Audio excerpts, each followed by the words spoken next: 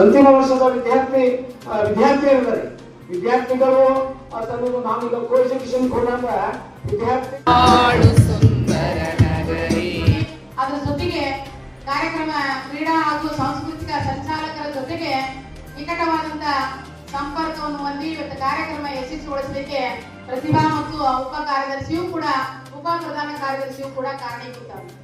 ಆದ್ರೆ ಒಂದು ಅಂಶ ಏನು ಅಂತಂದಾಗ ಇವತ್ತೆಲ್ಲ ವಿಚಾರಗಳು ಎಸ್ ಬಿರಾದರ್ ಸರ್ ಹೇಳಿದಂತ ವಿಚಾರಗಳಿರ್ಬೋದು, ಎಂ ಹಾದಿವೇಲ್ ಸರ್ ಹೇಳಿದಂತ ವಿಚಾರಗಳಿರ್ಬೋದು, ಆ ಎಲ್ಲಾ ವಿಚಾರಗಳಲ್ಲಿ ನಾವೇನ್ ನೋಡ್ತೀವಿ ಅಂತಂದಾಗ ಒಟ್ಟಾರೆ ವಿದ್ಯಾರ್ಥಿಗಳ ಅಭಿವೃದ್ಧಿ, ವಿದ್ಯಾರ್ಥಿಗಳು ಯಾವ ರೀತಿ ಬೆಳವಣಿಗೆ ಆಗಬೇಕು, ವಿದ್ಯಾರ್ಥಿಗಳು ಯಾವ ರೀತಿ ಜೀವನದಲ್ಲಿ ಪ್ರಗತಿ ಪಥದಲ್ಲಿ ಸಾಗಬೇಕು, ಜೀವನದಲ್ಲಿ ಸಕ್ಸಸ್ ಅನ್ನು ಗಳಿಸ್ಕೊಳ್ಬೇಕಾದ್ರೆ ಯಾವ ಮಾರ್ಗದಲ್ಲಿ ಸಾಗಬೇಕು, ಹೇಗಿರ್ಬೇಕು, ಯಾವ ರೀತಿ ಇರಬೇಕು, ಬೆಳಿಗ್ಗೆ ಎಷ್ಟು ಗಂಟೆಗೆ ಹೇಳ್ಬೇಕು, ನಿರಂತರವಾದಂತ ಪ್ರಯತ್ನ ಯಾವ ರೀತಿ ಮಾಡಬೇಕು, ಅಧ್ಯಯನಶೀಲರ ಯಾವ ರೀತಿ ಆಗಬೇಕು ಅನ್ನೋದ್ರ ಬಗ್ಗೆ ಸಮಗ್ರವಾದಂತ ವಿಚಾರಧಾರೆಗಳನ್ನ ವ್ಯಕ್ತಪಡಿಸಿದ್ದ ನಾವು.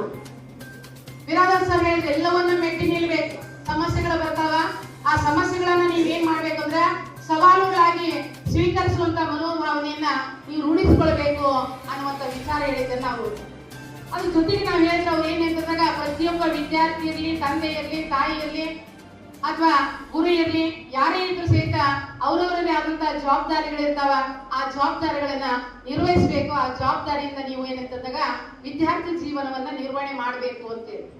ಇನ್ನ ಆದಿಮನಿ ಸರ್ ಹೇಳ್ಬೇಕಾರ ಏನು ಉಳಿಸೇ ಇಲ್ಲ.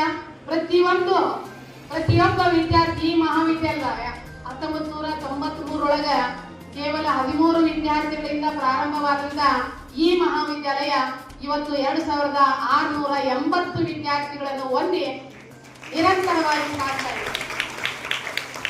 ಹಾಗಾಗಿ ಅವ್ರು ಹೇಳಿದ್ರು ಏನಂತಂದಾಗ ಈ ಮಹಾವಿದ್ಯಾಲಯದಲ್ಲಿ, ನಾನು ಇದೇ ಮಹಾವಿದ್ಯಾಲಯದಲ್ಲಿ ಕಾರ್ಯನಿರ್ವಹಿಸುವಂತ ಸಂದರ್ಭದಲ್ಲಿ ರೋಡ್ನಿಂದ ವರ್ಗಾವಣೆಯಾಗಿ ನಮ್ಮ ಮಹಾವಿದ್ಯಾಲಯದಿಂದ 2003 ಮತ್ತು 2004 ಹಾದಿವೇಲ್ ಸರ್ ಬಂದ್ರು. ಅಲ್ಲಿವರೆಗೂ ನಾವು ಏನಂತಂದ್ರೆ ನಿರಂತರವಾಗಿ ಎಲ್ಲರೂ ಹೆಚ್ಚಾನೆಚ್ಚು ಕೂಡಿ ಕೆಲಸ ಮಾಡಿದವರು. ಆದ್ರೆ ಅಂದಿನಿಂದ ಇಂದಿನವರೆಗೂ ಅವ್ರು ಏನಂತಂದ್ರೆ ಅನೇಕ ಉದಾಹರಣೆಗಳನ್ನು ಕೊಟ್ಟರು. ಎಷ್ಟೋ ಜನ PSI ಅಂತಾರ, ಅದ್ರೊಳಗ ಈ ಸೋಸಾಲಜಿ ಮಾಡಿ BEd ಮಾಡಿದವರು ಎಲ್ಲರೂ ಬಹಳಷ್ಟು ಜನ ಅಂಗನವಾಡಿ ಸೂಪರ್ವೈಸರ್ ಆಗಿ ಕೆಲಸ ಕಾರ್ಯನಿರ್ವಹಿಸೋದನ್ನ ನಾವು ನೋಡ್ತೀವಿ. ಇನ್ನು ಹಲವಾರು ಹುದ್ದೆಗಳನ್ನ ನಿರ್ವಹಿಸ್ತಾ ಇರೋದನ್ನ ನಾವು. ಹಾಗಾದ್ರೆ KS ಆಗಿಲ್ಲೇನ್ರಿ, IAS ಆಗಿಲ್ಲೇನ್ರಿ ಅನ್ಬೋದು. ಇವತ್ತಿನ ವ್ಯವಸ್ಥೆಯಲ್ಲಿ ಸಾಕಷ್ಟು ಜನ ನಮ್ಮ ಕೈಯೇ ಕಲ್ತಂತ ವಿದ್ಯಾರ್ಥಿನಿಯರು ಸಾಕಷ್ಟು ಜನ KS ಆದಂತ ಉದಾಹರಣೆಗಳದಾವ. ಪ್ರಿಲಿಮಿನರಿ ಪಾಸ್ ಆಗ್ತಾರ, ಮೇನ್ ಪಾಸ್ ಆಗ್ತಾರ. ನೆಕ್ಸ್ಟ್ ಏನ್ ಆಗ್ತದ ಅಂತಂದಾಗ ಸಂದರ್ಶನದ ಅವಧಿಯಲ್ಲಿ ಅವ್ರು ಏನಾಗ್ತಾರೆ, ಹಿಂದೇಟ್ ಆಗ್ತಾರೆ. ಯಾಕೆ ಸಂದರ್ಶನದ ಅವಧಿಯಲ್ಲಿ ಹಿಂದೇಟ್ ಆಗ್ತಾರೆ ಅಂದ್ರೆ ಅಲ್ಲಿರುವಂತ ವ್ಯವಸ್ಥೆ, ಅಲ್ಲಿರುವಂತ ಭ್ರಷ್ಟತೆ ಅಂತ ಹೇಳ್ಬೋದು, ಅಥವಾ ಇನ್ನಿತರ ಅಂಶಗಳು. ಅವಾಗ ಒಂದು 4 ಜನ ವಿದ್ಯಾರ್ಥಿನಿಯರು ಪೇರೆಂಟ್ಸ್ ಬಂದ್ರೆ ಹಿಂಗ್ರಿ ನಮ್ಮ ಹುಡುಗಿದ ಇಂಟ್ರ್ಯೂ ಬಂದೈತೆ, ಎಲ್ಲಾರ ಒಂದು 2% ಆಗ ಬಡ್ಡಿ ಎಲ್ಲಾರು ಸಿಕ್ತಿದ್ರೆ ನಮ್ಗೆ ರೊಕ್ಕ ಕೊಡಿಸ್ರಿ ಅಂತೀವಿ.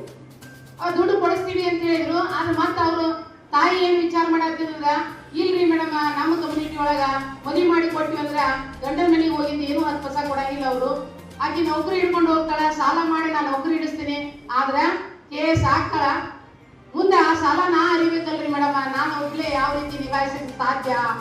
ಆ ತಾಯಿ ಒಬ್ಬ ಪ್ರೈಮರಿ ಸ್ಕೂಲ್ ಟೀಚರ್ ಆಗಿದ್ರು. ಒಬ್ಬ ಪ್ರೈಮರಿ ಸ್ಕೂಲ್ ಟೀಚರ್ ಮಗಳ KS ಪಾಸ್ ಆಗಿದ್ದು, ಸಂದರ್ಶನ ಬಂದಿತ್ತು. ಅದಕ್ಕೆ ಸಂಬಂಧಪಟ್ಟಾಗ ಏನಾಯ್ತು ಅಂತ 2 ಸಲ ಸಂದರ್ಶನ ಅಟೆಂಡ್ ಮಾಡಿದ್ರು ಸಹಿತ ಏನಾಗ್ಲಿಲ್ಲ ಅಂತಂದಾಗ ನೇಮಕಾತಿ ಆಗಲಿಲ್ಲ. ಪೇರೆಂಟ್ಸ್ ಏನ್ ಹೇಳ್ತಾರಂದ್ರ, ಹುಡುಗಿ ಬಿಡ್ರಿ, ಕೊಟ್ಟ ಮನೆಗೆ ಹೋಗ್ಬಿಡ್ತಾಳ, ನಾವೇನ್ ಮಾಡೋಣ ಅನ್ನುವಂಥದ್ದು.